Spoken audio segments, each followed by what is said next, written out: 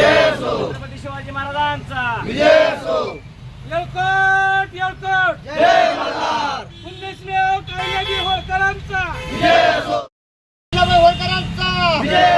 धनगर समाजाला एसटी मध्ये आरक्षण मिळालंच पाहिजे. धनगर समाजाला एसटी मध्ये आरक्षण मिळालंच पाहिजे. कोण म्हणता येत नाही घेतल्याशिवाय राहत नाही. कोण म्हणता येत नाही घेतल्याशिवाय राहत नाही.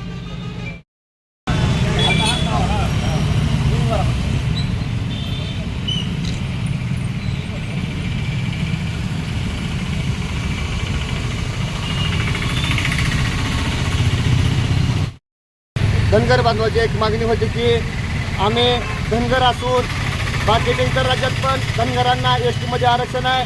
फक्त महाराष्ट्रामध्ये एस टी धनगरांना एस टीमध्ये आरक्षण नसून त्यांना ओबीसीमध्ये आरक्षण आहे. तर ते त्यांना मान्य नसून त्यांना एस टीमध्ये आरक्षण आहे आणि त्यांची मागणी अगदी रास्त आहे. त्याच्या मागणीला आम्ही सकल मराठा समाज पूर्ण पाठिंबा देत आहोत. त्यामुळं आम्ही सकल मराठा समाजाच्या वतीनं त्यांना लेखी स्वरूपाचा पाठिंबा दिलेला आहे आणि ज्या ज्या वेळेस आंदोलनात गरज पडेल त्या वेळेस मराठा समाज हा त्यांच्या खांद्याला खांदा लावून काम करणार आहे. त्याच्यामुळं शासनाने धनगर समाजाची जी मागणी आहे एस टीमधनं आरक्षण द्यायची ही मागणी त्वरित पूर्ण करावी. अन्यथा जसं मराठा समाजाचं आंदोलन झालं आहे तसंच उग्र स्वरूपाचं धनगर समाजाचं सुद्धा आंदोलन झाल्याशिवाय राहणार नाही. त्याच्यामुळं आज आम्ही त्यांना पाठिंबा देण्यासाठी आलेलो आहे. आज सकल मराठा समाज धाराशिव जिल्ह्याच्या वतीने आपल्या धाराशिव या कलेक्टर ऑफिसच्या समोर सकल धनगर बांधव उपोषणाला बसलेले आहेत. त्यांची एक रास्त मागणी आहे धनगर बांधवांची, जे सातत्यानं मनोजदादा जरांगे पाटील सुद्धा महाराष्ट्राला सांगत आहेत किंवा धनगर बांधवाची जी मागणी आहे ती मान्य करा.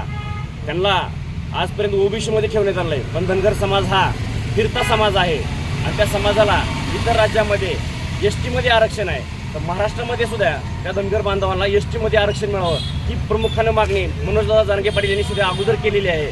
आणि ह्याच्यामध्ये सातत्यानं जे काय राजकीय मंडळी आहे दोन्ही समाजामध्ये तेढ निर्माण करण्याचा प्रयत्न करत आहेत.